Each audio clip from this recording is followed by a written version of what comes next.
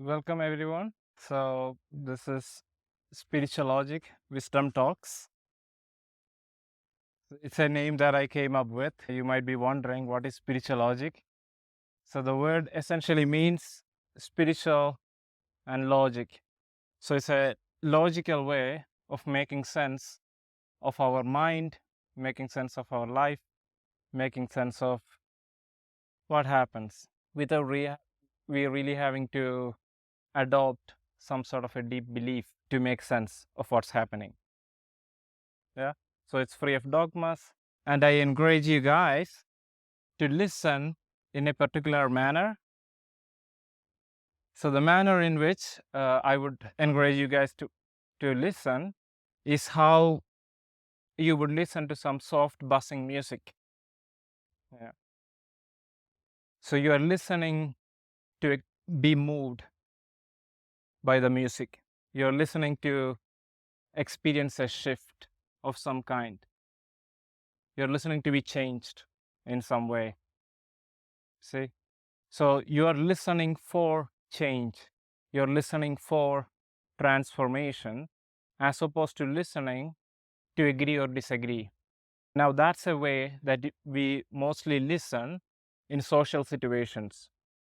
We have a frame, and the frame is we tend to listen for stuff that we agree with, and we dismiss anything that we don't agree with. And when we go about living life that way, the chances of we actually experiencing any sort of real shift is slim to none. Because the thing is, the whatever shift that has to happen in our life because of we taking in that stuff has already took place, because guess what? We agree with it, right? So it's already there in place. We have no conflict with it. So the stuff that's not we are agreeing with, we just plain dismiss it. Now the chances are you don't make any sort of changes from whatever you are listening to. So you can listen for change, or you can listen to agree and disagree. And I would encourage you guys to do the former. And another thing would be having an intention. Why are you here right now? What's really important to you about being here, listening to whatever I'm going to be sharing? Because the thing is, our brain is a sorting machine. It's always sorting for stuff. So that's what happens when we are looking to buy a new car and we are out on the street. Now our brain sort for that particular car out there in the world. And this is not something that our brain is doing occasionally when we are trying to buy a car or something. It's something that our brain is always doing. We are always sorting for stuff. See? So it makes it easier when you're listening to some sort of a spiritual stuff to ask the question, why am I listening? So it gives the brain a direction to pick up certain pieces that would be relevant to your life, actually, rather than trying to take all the information that's just coming in. You take the relevant fit that is actually what you need right now with where you are in your life. Yeah. I cannot ask each person, why are you here? But take a moment to consider that and have a clarity on it. Excuse me. Why are you here? What are you curious about? Why did you become curious? That's nice. Now that's a nice trait to have, guys, to be generally curious. Now the thing that the neuroscience has found is that the brain rewards an individual for simply being curious and exploring that which we are curious about. Brain releases a lot of dopamine into the system. So you feel good and you feel even more motivated to pursue in that direction. So curiosity is always a very good state to approach things from. And curiosity also implies that I don't know everything. And that's a beautiful place to listen from. We are just beginning, just getting started, setting up the frame, how it goes in the beginning, right? So we're just gonna get into the subjects now only. So today, I would like to speak about two particular ways of breathing, and specifically the nerves that we activate when we do them. So there is a vagus nerve in our body which has quite a lot of responsibility in all the organs within our system, in reducing our heartbeat. So when we get stressed and our heartbeat start really beating hard, all of a sudden, now the vagus nerve has the job to let the brain know, hey, you know what, just everything is fine, calm down. So the vagus sends the signal, and then it makes it easier for the brain to send the signal to calm down. What happens is that when we experience chronic stress over a period of time, we are experiencing stress, that's just a part of our day-to-day life mostly. This stress causes something to the vagus ganglion, which is right in the back of the neck. It's like a nerve center for the vagus neurons. So this nerve center acts like a cell tower or something. So what happens if the cell tower gets fried? Now the signal doesn't go, right? So each time you experience stress, it's like an atomic bomb exploding in this ganglion part and in this nerve center. And if it happens so many times, at some point, this nerve center is not really functioning the way it should in a person who is holistically well. It doesn't work like that. What happens is you are experiencing stress, and now the signal is being sent to the station, but there is no signal going from the station to the brain to let the brain know, hey, calm down. You get it? What's going on? That's why we usually tend to find ourselves more fearless in the earlier stages of our life. And slowly, we start to have a lot more fear. We need to muster a lot more courage to do the things that once you had like absolutely no fear doing. The thing is, the system is not functioning optimally the way it used to. It used to be the case where you get stressed and the vagus will be sending the signal like, hey, calm down, and the stress is down, and now you don't really need a lot of courage when you don't have a lot of fear. See, why do we need a lot of courage to do the things? Because once you have a lot of fear, now you need the courage to cut through the fear and do it. Energy to always muster up courage. You don't want to always just have to be muster up courage all the time, right?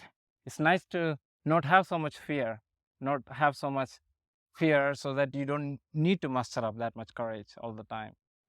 It's more fun. It's not such a fun thing to muster courage and do. It's kind of like you're forced in a way. So what happens is, once this center stops functioning very well, a person doesn't get, the vagus is not sending any signal, or the signal just simply get dropped before it even reaching the brain.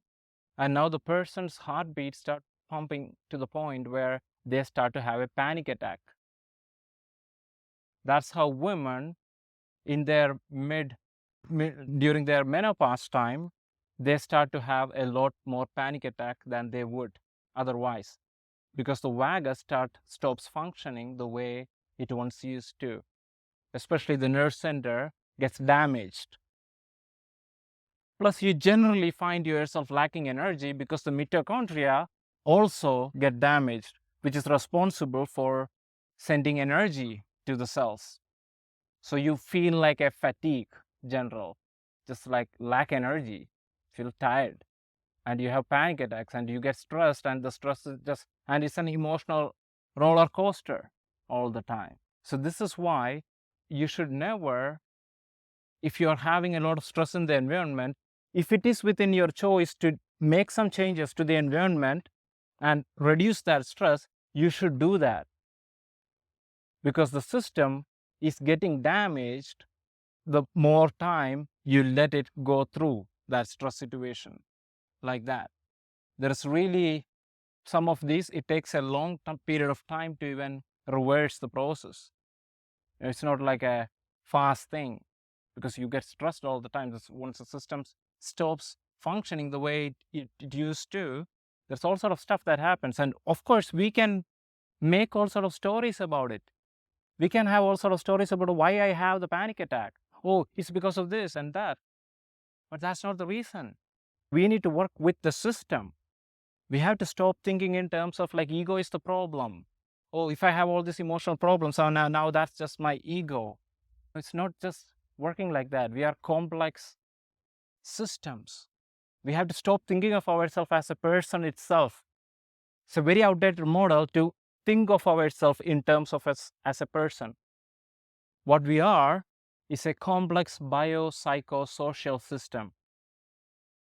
Meaning, at any given moment, our biology has a certain influence over what we do.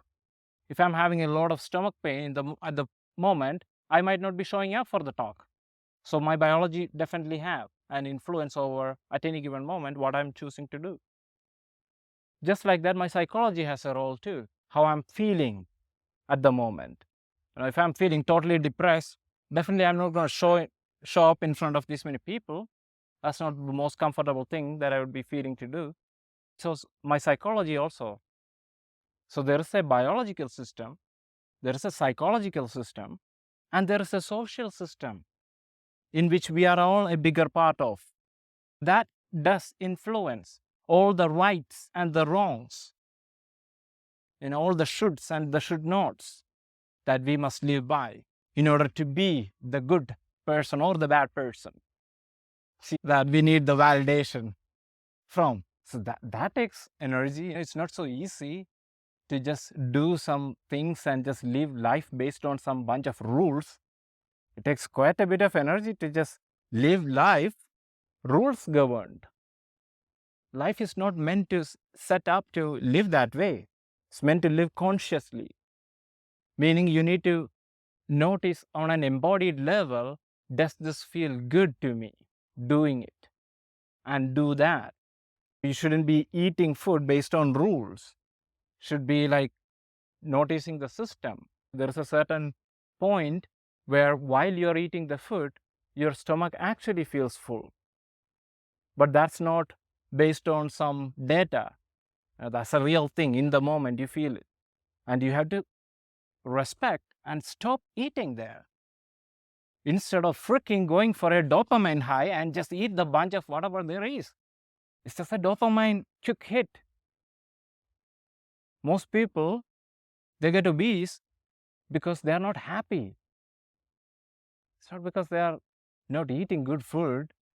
They are not happy, and they are utilizing their dopamine system, misusing it to make up for the lack of happiness or self-esteem, low self-esteem and low self-worth. And all of that is made up by eating a bunch of sugar and all sort of stuff. The truth is it's just the dopamine hit. It's just the easy way to be happy. It's just the way how animals find their happiness. Animals find their happiness in the moment. There's no deep vision for 3 years in place and getting satisfaction once you reach the vision or something like that. It's just a very simple thing. In the moment, you get happy. So if we just simply retort to being that, we are no good, better than animals, actually. That's what they do.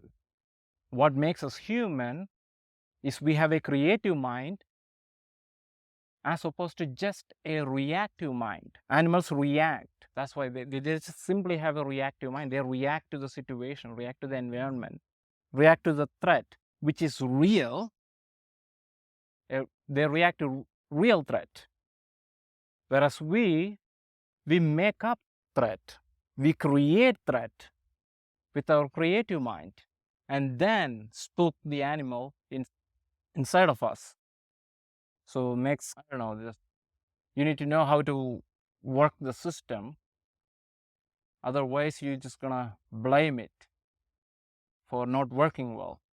And we are very civilized and human and we're all dressed up, but there is an animal mind within us and it is much more stronger than the human mind. And it's about building a relationship with the animal inside of you. You cannot do that with brute force and strength. It's just not possible. I would recommend you guys reading the book, The Chimp Paradox. In that book, the renowned neuroscience, he goes into explaining how the reactive mind is primarily an animal mind function. What really makes us separate is our creative function. We can create a lot of things, right? Thus, we are here, all of us traveling through flights and everything. That is all thanks to the human creative minds, right? But then again, we create a lot of stuff that's also not good for us inside. We use the faculty of imagination to create a lot of stuff with it and respond to those threats as if it's happening right now. That's what's happening actually. Most of the time when you're imagining, which is a higher mind function, the thing is the mind and the body on an experiential level, there is no separation. Because of that, even though you are imagining stuff, the body experiences whatever you are imagining as if it's happening right now. So hence the entire physiology go ballistics when you're imagining that complete impending doom or whatever outcome which you really don't want to happening or something like that. All of a sudden you are reacting, your physiology is reacting, you're having a lot of cortisol getting, it's poison actually. Even stem cells won't grow and there's cortisol in the system. So so we started off with, I went off a complete tangent. I want to speak about two particular nerves here, vagus nerve and phrenic nerve. Okay, so this phrenic nerve is something that exists on a subcortical level, meaning below the level of cortex. Cortex is where all of our life experience from this life is stored in, the upper 5 layers of the cortex. So below that level, all of us human beings are more or less the same on a subcortical level, the way we function and operate, because we are all mammals. So there is a part of our brain that's just literally like that of an animal's. See? And the way, there's a particular way in the mammalian world, they breathe in order to let the system, in order to let the brain know everything is all right. Okay? And now this breathing is called proper sigh or double sigh. So the way to breathe is like this. You take a deep breath, deep inhale, and then you take another inhale on top of that. And then you exhale through your mouth really slowly. So you do that one time and repeat the process 3 more. So doing 4 times, breathing like that, immediately let the system know that everything is fine. Because you have to understand, all the emotions, a different way of looking at our emotions is like this. Every single emotion that you can possibly experience has a particular combination of oxygen to carbon dioxide mixed in it. So relaxation has a particular combination of oxygen carbon dioxide mix. Anxiety has a particular combination of oxygen carbon dioxide mix. All of the emotion, anything, any state has a particular gas combination, a gas ratio that keeps that particular state in place. So the moment you do this breathing, it actually brings you to that optimal place, which is like the range in terms of brainwave between 12 and 15 hertz, which is like optimum stage where you are in a relaxed, alert state, where you're coherent, you can make sense of your thoughts and you can communicate and everything. Thus, all of it all of us do it together. Yeah. You repeat after me. Take a deep breath.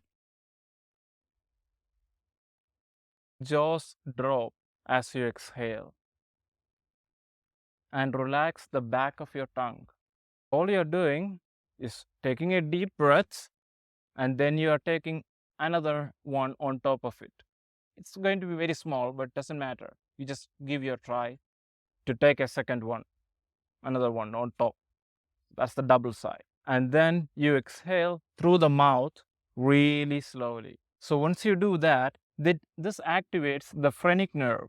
The phrenic nerve is responsible actually for all the sending the signals to the diaphragm for making the motor actions to breathing, for breathing. So now when you activate the phrenic nerve, the thing is it has a direct connection to the diaphragm, and there is like a direct signal being sent to the brain. It's way more faster than the vagus nerve if you activate that. So you do this breathing, and then what you can transition into dropping the jaws. Dropping the jaws is always activating vagus nerve. You drop the jaws and you relax the back of the tongue, which also stimulates the parasympathetic, which promotes all rest, relaxation, being, harmony, all of the good stuff that we usually like to feel. It's in that space. Most of the good feelings that we experience has like a more oxygen in it than carbon dioxide. Carbon dioxide, when the ratio of carbon dioxide increases, then it's more restlessness. It's like oxygen. The more oxygen it is, it's just going into more rest, deep rest. That's why at the deepest stage of delta brainwave, when you are in your deep sleep, is when your breathing is at its slowest. And also your heartbeat is at its slowest. And that's the state where you actually take on the most amount of relaxation and rejuvenation and healing and everything. So make this a habit. If you feel stressed, this is the easiest way you can literally bring harmony into the system by doing this particular breathing. And this is observed in the entire animal kingdom. In the entire mammals, they have researched on it. This is what they do. They do this double sigh that allows them to really harmonize the system really fast. The vagus has a more, it's like the name vagus nerve, it literally came from the name vagabond, meaning it's like all over the entire body. So it's not as fast as to send the signal to the brain to, hey, calm down, as phrenic nerve is, if you tap into that, how it's possible. And always remember that the stress that we are experiencing, it comes with a cost, because it definitely is destroying the system in place. The vagus ganglion, which is like a very important part, it's like if you have fast internet, now what happens? The signal goes through way more faster. There is way more reliability. It's not getting broken down, or it's not dropping all the time. You don't want it dropping, right? Like you are actually feeling stress. You want the signal to go through to send the system the message like, okay, calm down. But if it's literally not reaching and it's dropping before it's ever reaching, then you're in for trouble. There's not much you can do, because you have to understand the animal mind, for example, the brain stem is always going to hijack the entire system. The thing is, the system is built in such a way, the most important thing is survival and self-preservation and safety and security. So if these things get threatened, immediately the system will take over. There's no human mind functions. There is no paying attention to what's really important to me or any of this kind of stuff. And the thing is, fear literally can manifest in so many different ways just because we trigger it with our semantic material, with our creative mind. We just tell ourselves, imagine all sort of scenarios happening, and tell to ourselves like, oh my God, if this happens, I really cannot handle it. It's going to be so terrible if that happens. And having a story like that, it makes the way fear shows up in our life. We behave in certain ways when we experience fear. The 6 ways that fear manifests in behavior is where you either fight with a person. So when someone is fighting, just know that they are actually experiencing fear. It's just one of the behavior that stems out of when a person experiences fear. Fighting or flight, literally just run away from the situation. Or they get frozen, they don't react, then that's when you say something. And that's not saying anything, right? That's when that happens. And then you literally avoid the situation. That's also out of fear. Whenever you're avoiding a situation, know that you're doing it out of fear. And it is good to avoid certain situations when there is a real threat. But if you're avoiding certain situation because you just created a lot of fear around, oh, what's going to happen? If that happens, it's going to be terrible, and so and so. And then now you're not probably finding the opportunities even. It's like probably there's all sort of good stuff that would have happened if you showed up. Now you just basically avoid the situation all the time. And you make that a part of your identity. You're like, no, I'm just this kind of a person. I just avoid that stuff. And that's who I am. No, it's just there's things to look into it. Why am I avoiding? What's there? It's worth looking into. When you avoid something, it's worth looking into. When you're hiding from a certain situation, it's worth looking into. When you're so easy to give up in a situation, that's out of fear too. Submit. You just literally submit. Because it's just, oh my God, there's a lot of fear there, so you just submit. So it's just easier. So you just tell, oh, I cannot do it. Oh, it's not for me. I'm not that kind of person. That's not who I am. What am I thinking? No, it's not that. It's just fear.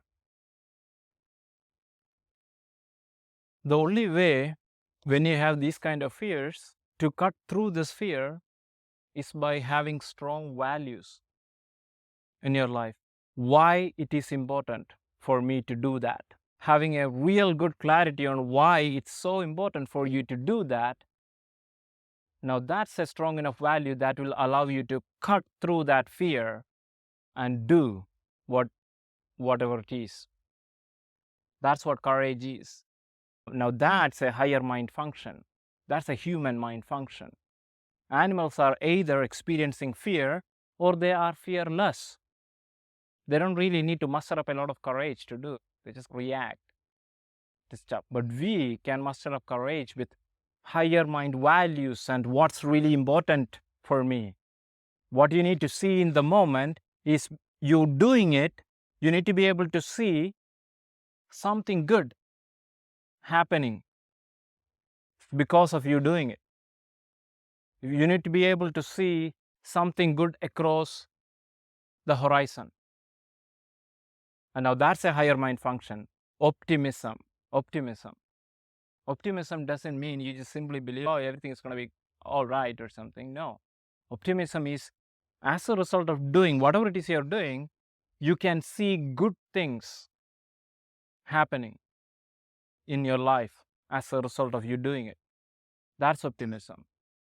And now you can have pessimism. As a result of me doing this, oh my God, my life is going to be terrible. Now that's pessimism. Now these are both higher mind functions. A person can just simply be pessimistic, or a person can cultivate optimism. It's something that you can cultivate. Doesn't mean nothing is going to happen, no challenges are going to happen, no setbacks are going to happen. That doesn't mean. You just simply can see good things happening as a result of you doing whatever it is you're doing. That gives you the courage and knowing why you are doing it. What's so important about you doing it.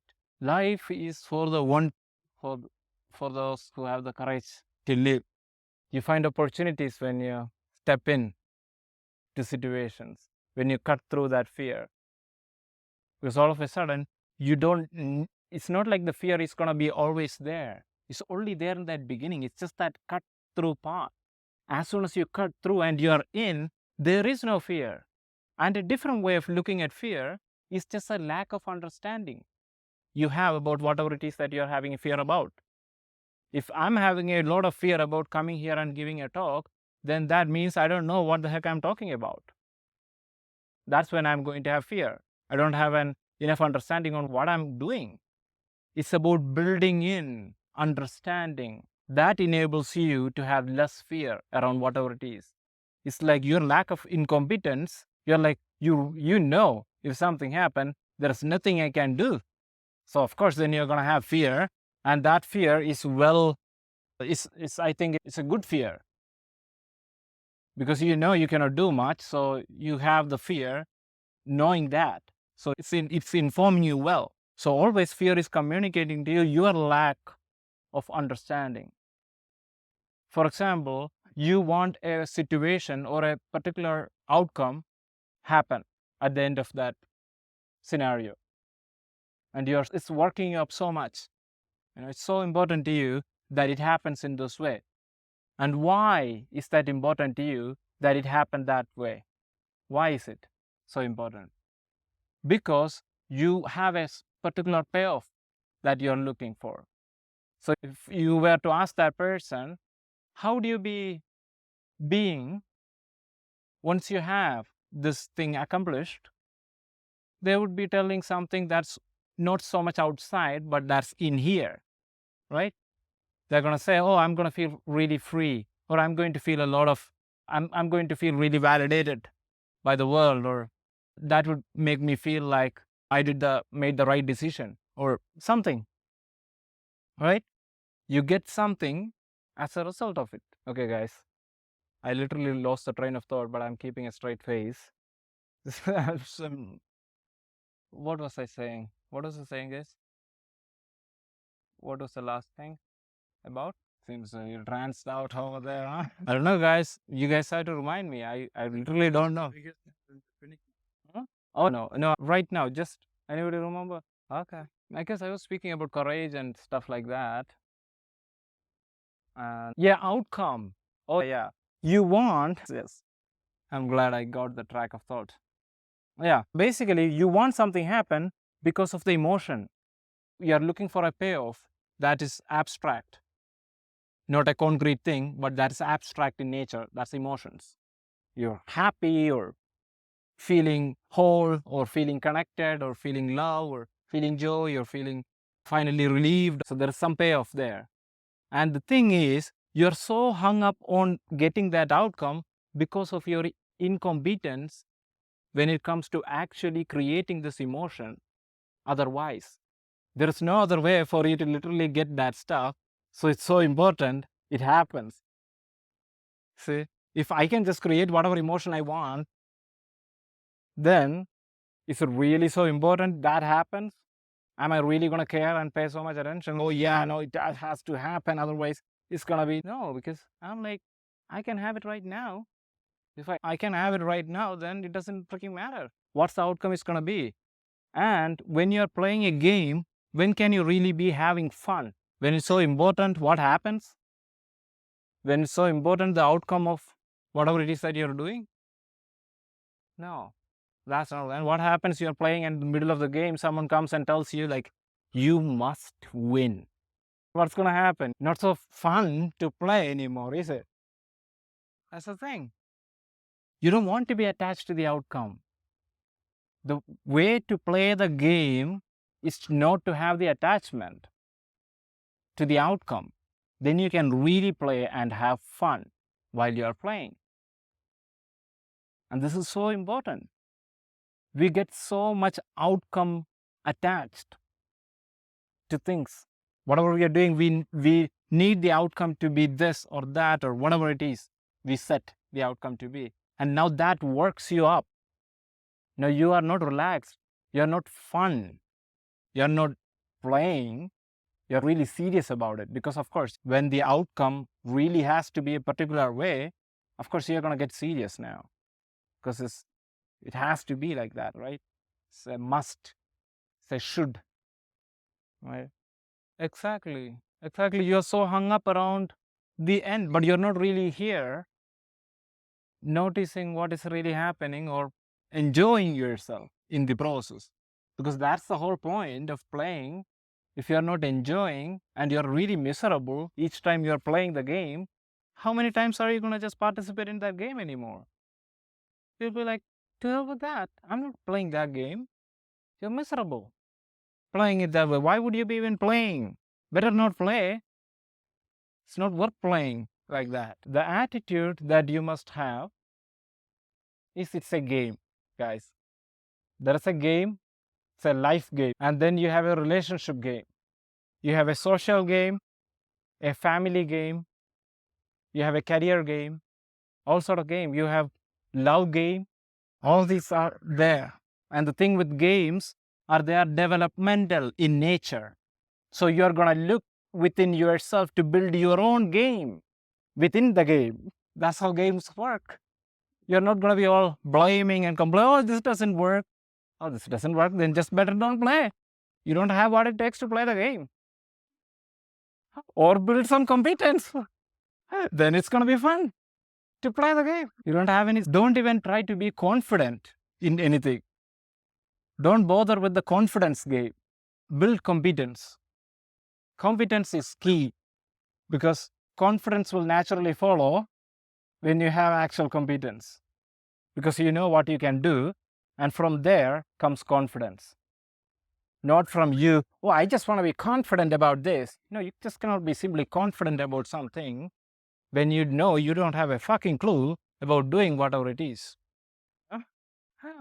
What kind of confidence? That's just misplaced confidence. That's going to get you just killed. You know, you have no competence and you're just so confident you're just getting into it. You don't know what you're doing. You're in real trouble. Things can get serious real fast. You get into a car, you have so much confidence about driving, but doesn't really have the actual competence to do it. What happens? Things go wrong. So don't build simply confidence in anything. It can be rather detrimental than productive, guys. Always focus on developing your competence. And how do you know your competence? With your ability to create better results with whatever that is. That's how you know your competence. How do you know your competence in a game? With the kind of results you get in the game. So the point is to develop your game within the game. So see what is it that I can do to develop my capacities, my capabilities, my abilities. Be mentally skilled. Now that's a real thing. You can be mentally skilled. And when you lack mental skills, now you have to play the blame game, where the whole world is the problem for your suffering other than yourself. Other people, situation, whatever happens, anything, just not you. That's the problem with ignorance. You cannot take any ownership when you don't know what the heck is going on with your mind. When you don't realize that you have a creative mind and it's always creating stuff for you, and you don't see that, you're living at effect and you're like, oh, you just have the thing, you just have the product. You don't see the process, but you have the result in your hand. And you're like, oh, where did this come from? I didn't create this. So you're like, oh my God, it's you. It's your energy I'm just feeling into. My God, it's just such negative vibe you're bringing in. You can look at things in that terms. Then it's like easy to denounce responsibility. You can play the blame game and just be like, everything is the problem, but I'm just the pure energy person, just simply tapping into the vibe and just feeling like shit. But it doesn't really serve you with that story, Or you can take charge, take ownership. What I experience is 100% my own creation. I create it.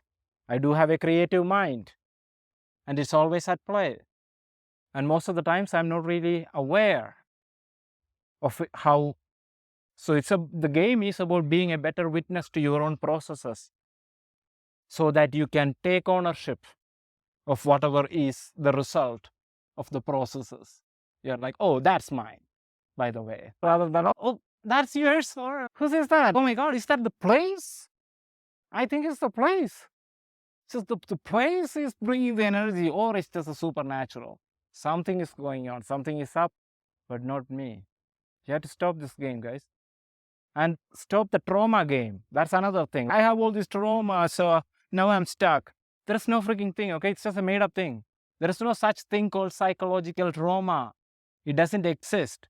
The word trauma came out of the term blunt trauma, which essentially meant wound. It's a physical thing. You don't have traumas. But what we have is a brain that is highly adaptive. So meaning you have an experience, you take some learning from it, and your brain make adaptation so that you don't end up in that situation again. Now that's a good thing. That means your brain is adaptive and is making changes. I think you need that. You don't want the brain stop doing that kind of stuff and then you end up like doing the same stuff. Yeah. The thing is the series of situation. You have to understand, when we speak about trauma, we are speaking about what? The traumatic experience, right? We're speaking about a traumatic experience that has happened in the past, right? That's what we are speaking about.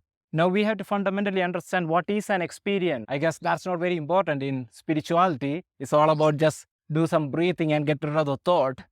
But I will tell you what the real shit is about, guys. This is what is lacking in the real world. They don't know shit. Experience is defined by time, meaning you need to put a beginning stamp and an ending stamp to it to define it as an experience. So what usually happens to a person who has a traumatic experience is what? They just have, like whenever they are thinking about that stuff, they have a beginning event from where it's running like a movie reel or something, and it cuts off at the worst freaking moment. And it just comes back and run through the soul stigma like this. This is called internal representation system in neuro-linguistic programming, in hypnosis. This is the word they say. It's just like how we internally represent an experience that happened in the concrete world. It's called internal representation system. So we have an internal representation for everything that is happening on the outside world. So whether it's a traumatic experience or whether it's a good thing, you have it. So the internal representation for whatever that experience is that it's just running like a movie. But the thing is, nobody freaking said the beginning point is there and the ending point is there. The thing is, experience is acentric in nature, meaning it has no beginning, it has no ending. Experiencing is experiencing. It's an ongoing unfolding. It's just a river that's flowing. There is no stop. You put the stop and then you define, oh, that's the experience. Oh my God, that was a terrible experience. There is no such thing. Just simply change the end point to the next good thing and, oh, voila, I guess it is not so bad after all. So it's like a cartography, like a map. The map doesn't really tell you where is the beginning and where is the ending. You choose it. You choose where to begin and where to end. Yeah, it triggers the biology because of the internal representation. You understand? Yeah. The way is change the beginning point and the ending point. Whatever they think is the beginning point is not the beginning point. You just tell them, oh, you just simply think, or you just thought that was the beginning point. The thing is, all your life was a preparation for that experience. All of a sudden, now that's not the beginning point. And now the experience doesn't feel so bad because it's like it's all in angles, guys. What if you're looking at the whole entire problem from up from the moon or up from the solar system? Would it still feel like such a big problem? No, it's all relative. It's all relative to space and time and stuff like that. It's a play of things. Time is a thing. You just put beginning and ending and then you define an experience. Then you have a bunch of good experience and a bunch of bad experience. But these things doesn't exist. You make it so by brain choosing default beginning and ending point to this stuff. You can change it. It's just a default mechanism. You just need to know the operating. Nobody gave you the operating manual for it. Now I'm giving you guys. So this is what you do. You just change it, the internal representation of whatever it is. It's not easy to say. I'm speaking about psychological trauma here. I'm not speaking about physical trauma, for example. Okay, there's a word we are not familiar in the trauma world. The word that we always hear is PTSD, post-traumatic stress disorder, right? I have PTSD, right? Another word is there called post-traumatic growth. That's the thing, guys. Check out that word, post-traumatic growth. So there's two kind of people. No, I'm saying the people, the difference, they actually did research on these stuff. So the research data came out like this. The difference was that it's not the experience that makes someone stuck with the trauma. It's actually the narrative that you build around the experience. So you can either ally with your weakness and see yourself as a victim in that traumatic experience, or ally with the strengths that allowed you to handle the situation however you have handled it, and now you are still there. So now that's the story. What's the strength that I brought into that table that allowed me to handle it? Now that's a different story. That's a powerful story. That's another story. Oh my God, now I'm a broken little angel. That's a different story, right? You can have a different story. I can actually send you the research data because they did it on rape victims, on all sort of people in completely horrible situation, all sort of war victims, on all sort of people. It was a huge one done over a decade-long time. And the exact thing was they were all there for 30 days, these people, actually. And what they had to do, they had to write down their experience of the traumatic event, whatever it was, every single day. And at the end of the 30 days, some people experienced profound transformation. And some people had literally nothing happen. They were stuck, just the way they were stuck, the way they came in. The difference was that they looked at the freaking data. The data was that the story that they wrote on the first day was not the story that they wrote on the 30th day. It has completely shifted for the people who experience post-traumatic growth. So it's literally about the personal narrative. You shift the story, you have no freaking trauma. I challenge you guys on this stuff. I've been doing this shit for a long time, quite some time. Yeah, first you notice the narrative. Each time you describe this traumatic event to people in your life, notice how you feel on an embodied level. Do you feel powerful or do you feel powerless? Do you feel like a victim or do you feel like a hero? Notice that. And if you feel like a victim, you're like, you know what? I'm done with this freaking story. I choose to describe the story a different way because it's up to me. I cannot change what happened, but I can change the freaking story I'm telling to people. You bring in a different angle to that. That's what you do. Usually I'll be way more funny and stuff, Jan, but I don't know. Today I'm just all really serious and stuff. Yeah, but where are we? Okay, we have 4 more minutes and we are wrapping it up, guys.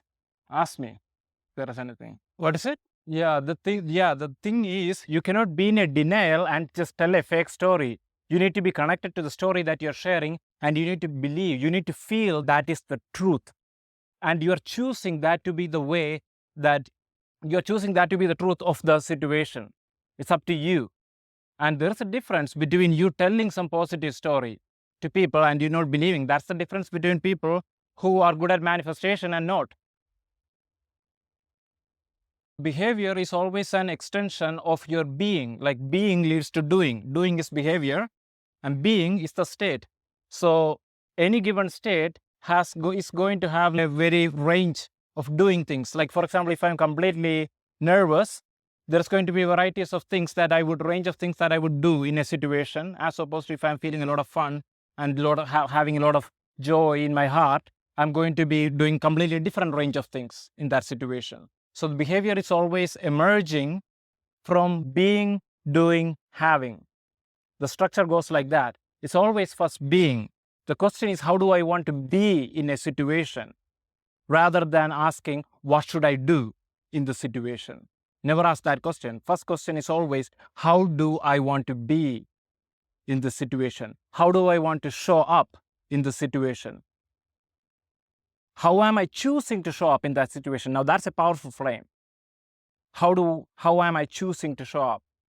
You can choose to show up in a particular way, and that you can make that a part of your principles. Now, back in the days, nobody freaking gave a care about personality. It was all about character, because character is something built on principles that a person choose to live by.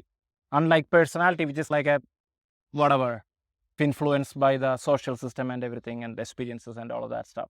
This is like principles. You are this is important to me in life. I'm choosing to live by this and I don't compromise on this stuff. And when you live life that way, you have high self-esteem, high self-worth, and all that stuff. That's what it is. So build a strong character, guys, because now that is not something that's so changeable like personality. Don't believe in people's personality. Always not ask a person what does they really value. That will give you more information whether you want to really make that person a part of your life, rather than simply focusing on their personality, which is simply a presentation stuff. Like she was telling, a person can present in a way like, oh yeah, everything is good, everything is fine, and it's not like that. It's just the behavior. It just always shows up. If a person can fake confidence for a while, but at some point, it's always going to come through, the fakeness of it, right? That's the thing. When you have real confidence, that's actually, it's not a confidence is not a thing. That's the thing. It's just simply is a byproduct of actual competence. It's not a real thing. Then you just don't have it. You just know what you can do and you just have no fear. So the fear that you feel is absolutely not telling you about there being any sort of real fear around. It's just telling you about your lack of competence when it comes to that area. Like you are not sure you can handle it if something happens. So you are like, oh fuck, I need to be in fear. And that fear is probably good if you don't really have the competence, if that's the case. So always build on competence. And it's always unlimited in the sense that you can always, there's only one place where you can build it right now, in the present. So it's always unlimited in that sense. Okay, guys, thank you for coming. It was a beautiful, wow, nice.